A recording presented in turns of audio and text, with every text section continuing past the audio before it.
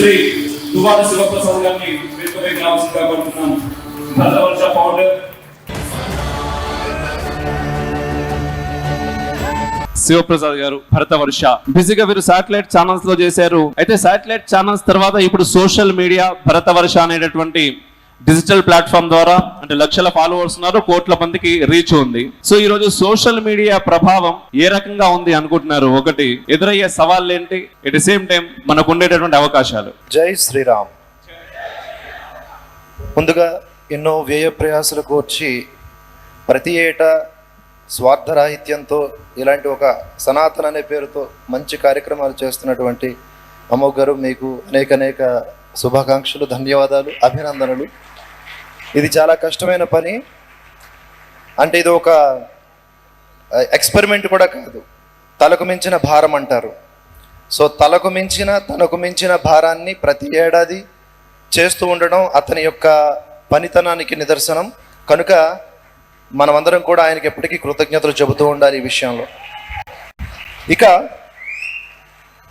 వెనక భాగంలో కనిపిస్తుంది కదా శీర్షిక, భవిష్యత్తు భారతం, సవాళ్ళు, సంపదలు. ఒక్క లైన్లో చెప్పాలంటే మనకి దూరం అయిపోయినది ఏదో అదే మన సంపద, అది తిరిగి పొందడమే మన సవాలు. ఒక లైన్లో చెప్పాలంటే. కానీ ఈ చిన్న ప్రాబ్లం లాగా ఒక్క లైన్లో చెప్పేటంతటువంటి ఒక చిన్న ప్రాబ్లం లాగా కనిపించేటటువంటి ఈ విషయం మన దేశాన్ని కబలిస్తోంది. చైనా ఏ విధంగా అప్పట్లో అంటే దాదాపుగా ఇప్పటికి 19 కిలోమీటర్లు ఆక్యుపై చేసుకుందనమాట మన భారతదేశాన్ని. ఇంచ్ టు ఇంచ్ మెల్లమెల్లగా ఓవర్ నైట్ అలా వచ్చుకుంటాం. ఏ విధంగా చైనా, ఏ విధంగా కరోనా, ఏ విధంగా దుష్టులు, ఏ విధంగా రోహింగ్యాలు ఇలాంటి వాళ్ళు మన భారతదేశాన్ని మెల్లగా కబలిస్తున్నారో అలాంటి ఎన్నో దుష్ట శక్తులు మన భారతదేశాన్ని నాశనం చేయడానికి సిద్ధంగా ఉన్నాయి, బలంగా ఉన్నాయి. మనం ఇప్పుడు ఏం చేయాలి అంటే వాటిపైన ప్రతిఘటించాలి అంటే ఏం చేయాలో కూడా అమోఘ్ గారు తన కార్యక్రమం ద్వారా చెప్తున్నారు. అదే అందరినీ ఒక దగ్గరికి తీసుకురావడం, అందరినీ ఐక్యంగా ఉంచటం, ఆ ఐక్యతతో మన మీద దాడి చేస్తున్న వాళ్ళని ప్రతిఘటించటం. ఇక్కడ యుద్ధం అంటే ఇక్కడ ఏదో ఒకరి మీద ఒకరికి వెళ్ళి చేసుకునేది కాదు, అది వాళ్ళ నైజం. మన యుద్ధం ఇప్పుడు కూడా మేధోపరమైన యుద్ధం. మన దగ్గర నుంచి దోచుకు వెళ్ళిపోయింది అన్నిటికంటే ఎక్కువ సంపదలు, రత్నాలు, వీటికంటే కూడా మన దగ్గర ఉన్నటువంటి వేద రాసులు అన్నింటినీ కాల్చేశారు. అలాగే కొన్ని తీసుకువెళ్ళిపోయారు, ఇన్ఫర్మేషన్ మొత్తం తీసుకువెళ్ళిపోయారు. పైపెచ్చు అక్కడి నుంచి వస్తున్న దాన్ని వాళ్ళు ఇస్తున్న దానిగా ప్రమోట్ చేసుకుంటున్నారు.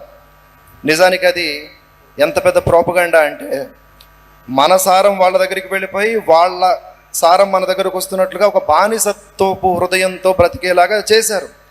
ఒకటి కాదు, కొన్ని వందల సంవత్సరాలు వాళ్ళు పాలించటం మూలాన ఇలా మనం అవగాహన రాహిత్యంతో బతుకీడుస్తున్నాం. కనుక ఈ ప్రపంచ దేశాల్లో గొప్ప గొప్ప దేశాలని చెప్పుకుంటున్న ఏ దేశంలో ఉన్న జ్ఞానమైనా అది భారతదేశం నుంచి వెళ్ళినదే. ఈ చిన్న స్పృహ మనందరికీ ఉండాలి. మనం ఇచ్చిన వాళ్ళం, కాకపోతే మనం ఇచ్చిన విషయాన్ని గ్రహించలేకపోతున్నాం.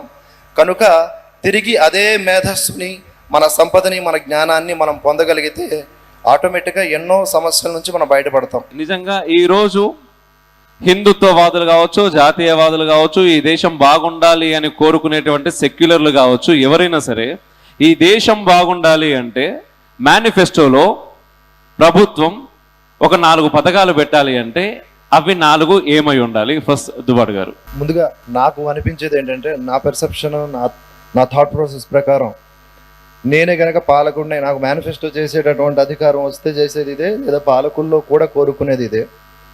మూఢనమ్మకాలను ఎవరైతే ఎక్కువగా ప్రచారం చేయిస్తూ ఉంటారో, మూఢనమ్మకాలకి రకరకాల నిర్వచనాలు చెప్తారు.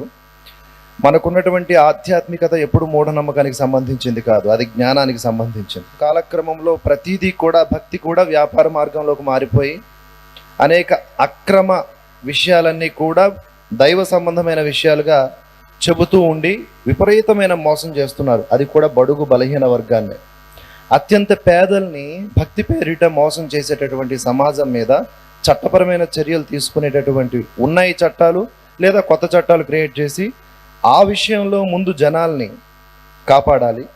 కాపాడబడాలి. చాలా అంటే దీంట్లో ఏముంది అనిపించవచ్చు, కానీ గల్లీకి ఒక దొంగ బాబా ఉన్నాడు, గల్లీకి ఒక తాయెత్తులు తాయెత్తులతో మాయ చేసేవాడు ఉన్నాడు. పైపెచ్చు హిందూ బాబాల దగ్గరికి వెళ్ళి మోసపోవడం కంటే తాయెత్తులు కట్టే అదే తురక బాబాల దగ్గరికి వెళ్ళి మోసపోయే వాళ్ళే ఎక్కువ. కనుక ఇలా ప్రతి పాయింట్లో కూడా మనం ఎక్కడెక్కడ నష్టపోతున్నామో అక్కడ చట్టాన్ని ప్రయోగించి మార్పు తీసుకురావాలి. ఎందుకంటే మనకు భయం లేదు, స్వేచ్ఛ ఎక్కువైపోయింది, ఇండిపెండెన్స్. కనుక ఆ స్వేచ్ఛను హరించాలి. హరించడం అంటే ఏంటి? అవతలి వాళ్ళ హక్కులను కాలరాయడం కాదు, వాళ్ళ యొక్క హక్కుల్ని కాపాడుతూనే వాళ్ళ బాధ్యతల్ని గుర్తు చేసేలాగా చట్టాన్ని ప్రయోగింపజేసేటటువంటి ఒక ఆలోచన విధానం మేనిఫెస్టోలో ఉండాలి అనేది నా కోరిక. అలాగే ఎవరెవరైతే అక్రమంగా ఈ భారతదేశంలోకి చొరబడుతున్నారో వాళ్ళకి ఇమ్మీడియట్గా అంటే 48 అవర్స్లో ఈ దేశం నుంచి వెళ్ళగొట్టేటటువంటి ఒక బలమైనటువంటి, అది కూడా చట్టమే, ఇది మేనిఫెస్టోలో పెట్టాలన్నమాట. ప్రతి పార్టీ ఎవడైతే అక్రమంగా ఈ దేశంలోకి చొరబడుతున్నాడో 48 గంటల్లో వాడిని తిరిగి పంపిస్తాం మేము అధికారంలోకి వస్తే అని చెప్పేవాడికి మనం ఓటు వేయగలగాలి. ఎన్ని అవరోధాలు ఉన్నా కూడా వాటిని అధిగమించి ఆ పాలకులు వాటిని తీసుకురావాలి. ప్రాక్టికల్గా ఇదంతా కష్టమే, కానీ అందరం సంఘటితమై ఇంతకుముందు పెద్దలు చెప్పినట్లుగా హిందువులు అంటే కులాల వారీగా కాకుండా హిందువులు అంటే హిందువులుగానే. ఎందుకంటే మిగతా మతాల నుంచి మనం నేర్చుకోవాల్సింది అదే. వాళ్ళు చాలా ప్రౌడ్గా ఫీల్ అవుతారు వాళ్ళ మతాల పేర్లు చెప్పి, మేము ఆ మతానికి సంబంధించిన వాళ్ళం అని. కానీ హిందువులు మాత్రం మేము పలానా కులానికి సంబంధించిన వాళ్ళం అని ఫీల్ అవుతారు. ఈ మధ్య బాగా ఎక్కువైపోయినటువంటి ట్రెండ్ దొంగ బాబాలు, దొంగ గురువులు, వాళ్ళని నమ్ముకుని మేము పలానా దొంగల్ని ఫాలో, అంటే వాళ్ళ దృష్టిలో దొంగలు కాదు, మనకు తెలిసిపోతుంటుంది వాళ్ళు మోసం చేస్తూ ఉంటారు, ఎమోషన్స్తో డ్యామేజ్ చేస్తూ ఉంటారు వాళ్ళని. సో అలా కల్ట్లు ఫామ్ అవుతా ఈ భారతదేశం మొత్తం ముఖ్యంగా హిందువులందరూ విడిపోతూ ఉన్నారు.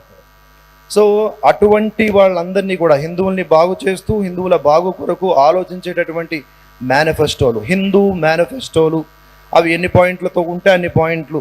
హిందూ మేనిఫెస్టో అనేది రిలీజ్ అవ్వాలి. ముస్లిం మేనిఫెస్టో, క్రిస్టియన్ మేనిఫెస్టో మనకి చూసాం, ఎంతకాలం చూసాం మైనారిటీ పేరిట. హిందూ మేనిఫెస్టో అనే పేరుతో ఏ పాలకుడైతే మన దగ్గరకు వస్తాడో వాడికి మనం ధైర్యంగా ఓటు వేయచ్చు.